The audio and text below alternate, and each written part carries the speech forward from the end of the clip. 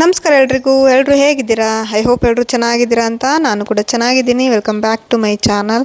ಹಾಗೆ ಇವತ್ತು ನಾನು ಹೂ ಕಿತ್ಕೊಳೋದ್ರಿಂದ ವಿಡಿಯೋ ಸ್ಟಾರ್ಟ್ ಮಾಡ್ಕೊಂಡಿದ್ದೀನಿ. ಇವತ್ತು ಮಂಡೇ, ಬೆಳಗ್ಗೆನೇ ಈಚೆ ಒಳಗಡೆ ಎಲ್ಲ ಕ್ಲೀನ್ ಮಾಡಿ ನೆಲ ಎಲ್ಲ ಒರೆಸಿ ಈಗ ಹೂ ಕಿತ್ಕೊಳಕ್ಕೆ ಬಂದಿದ್ದೀನಿ. ಯಾಕೆ ಅಂದರೆ ಇವತ್ತು ನನ್ನ ಮಗಳು ಬೇಗನೆ ಪೂಜೆ ಮಾಡಿ ಸ್ಕೂಲಿಗೆ ಹೋಗ್ತೀನಿ ಅಂತ ಹೇಳಿದ್ಲು. ಹಿಂದಿನ ದಿನವೇ ದೇವ್ರ ಮನೆಯೆಲ್ಲ ರೆಡಿ ಮಾಡಿ ಇಟ್ಟಿದ್ಲು ಅವಳೇನೆ.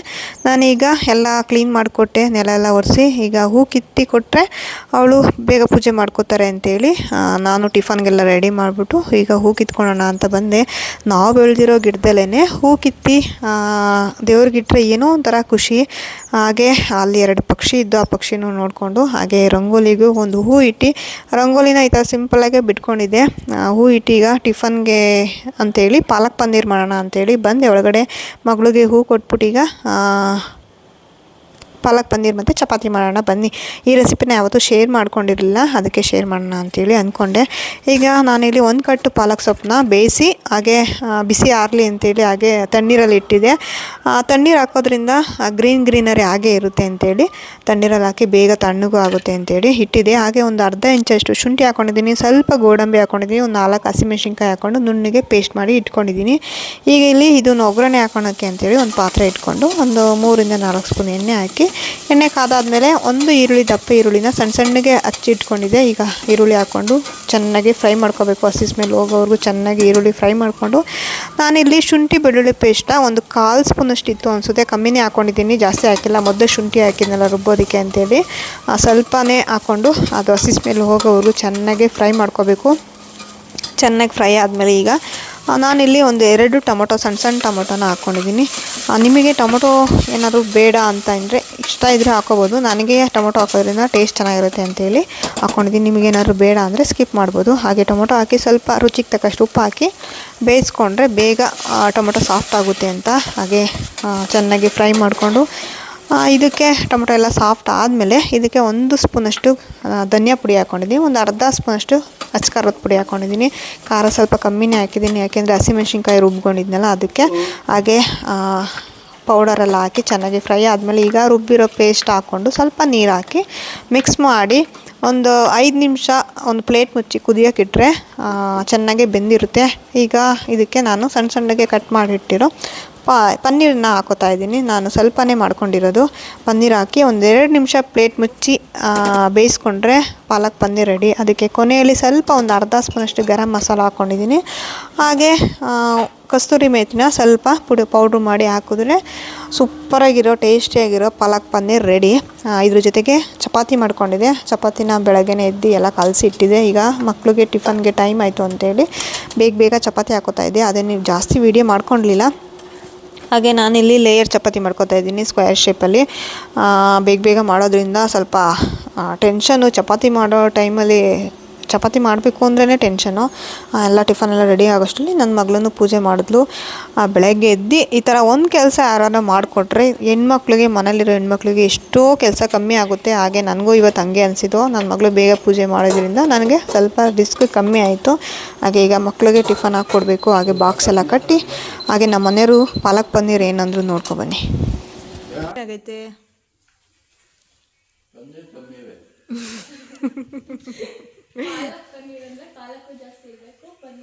ಸೊಪ್ಪು ಸ್ವಲ್ಪನೇ ಇದ್ದಿದ್ದು, ನೀರಾದ್ರೂ ಮಾಡಿದ್ದೀನಿ ಅಷ್ಟೆ. ಹಾಯ್ ಗಾಯ್ಸ್, ಈಗ ಟೈಮು 7:15. 10 ನಿಮಿಷ ಫಾಸ್ಟ್ ಆಯ್ತು ನಮ್ಮದು. ಎಲ್ಲ ಕೆಲಸ ಮುಗೀತು. ಈಗೇನಿದು ಚಪಾತಿ ಮಾಡಿರೋ ಪಾತ್ರೆ ಎಲ್ಲ ತೊಳಿಬೇಕಷ್ಟೆ. ಯಾವತ್ತು ರೀ ಕ್ರಿಕೆಟು ಟೂರ್ನಿಮೆಂಟು?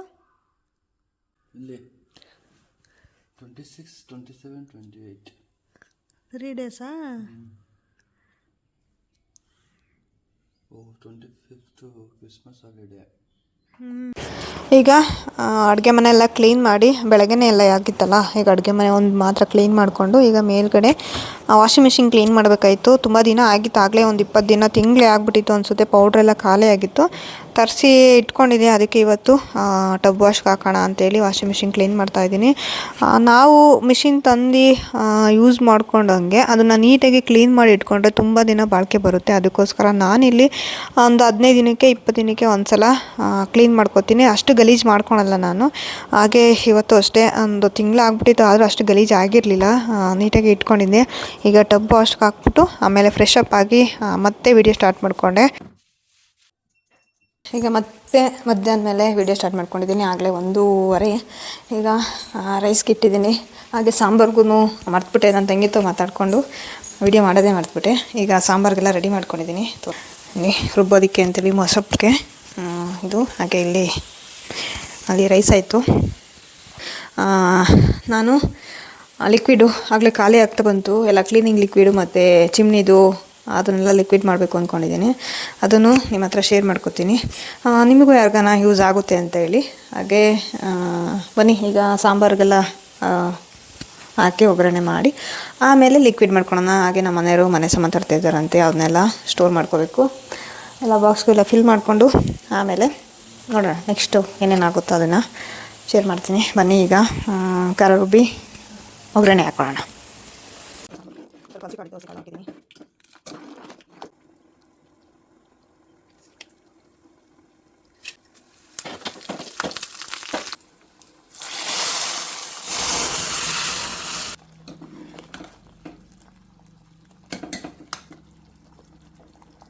ಈಗ ಸಾಂಬಾರು ಒಗ್ಗರಣೆ ಹಾಕಿದಾಯಿತು. ಈಗ ನಮ್ಮ ಮನೆಯವರು ಇಲ್ಲಿ ಮನೆ ಸಾಮಾನು ತಂದಿದ್ದಾರೆ. ಹಾಗೆ ಅಲ್ಲಿ ಎಣ್ಣೆ ಉಪ್ಪು ಎಲ್ಲ ಈಗ ಎಲ್ಲ ಎತ್ತಿಡಬೇಕು, ಪಟಾಪಟ್ ಅಂತ ಎತ್ತಿಟ್ಬಿಟ್ಟು. ಹಾಗೆ ವೆನಿಗರ್ ಇಲ್ಲಿದೆ. ಈಗ ನಾನು ಹೇಳಿದ್ನಲ್ಲ ಆವಾಗಲೇ ಕ್ಲೀನಿಂಗ್ದು ಸ್ವಲ್ಪ ಲಿಕ್ವಿಡ್ ಮಾಡ್ಕೋಬೇಕು ಅಂತೇಳಿ, ಈಗ ವೆನಿಗರ್ ಇಲ್ಲಿದೆ, ಅದನ್ನು ತಗೊಂಡು ಈಗ ಇದನ್ನೆಲ್ಲ ಪಟಾಪಟ್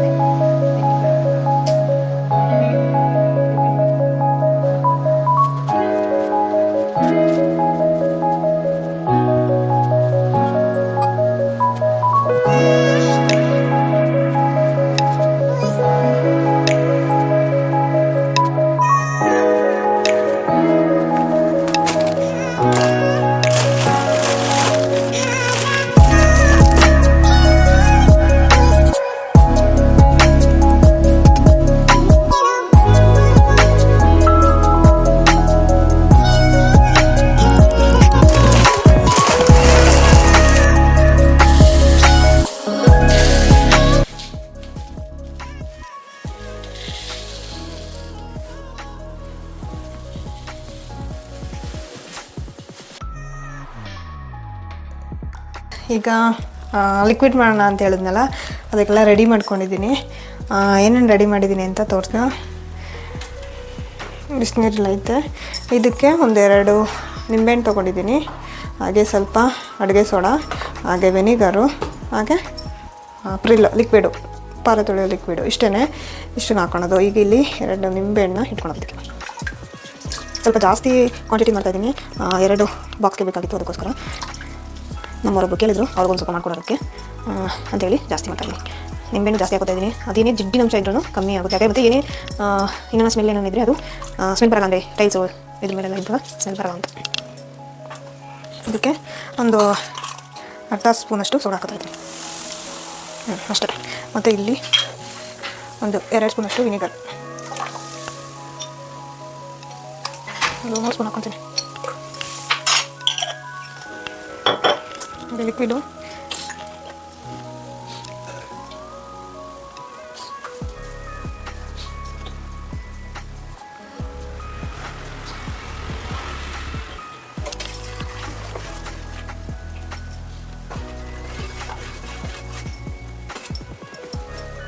ಅಷ್ಟೇ. ಇದನ್ನು ತಣ್ಣಗೆ ಹಾಕಿ ಬಿಡೋಣ.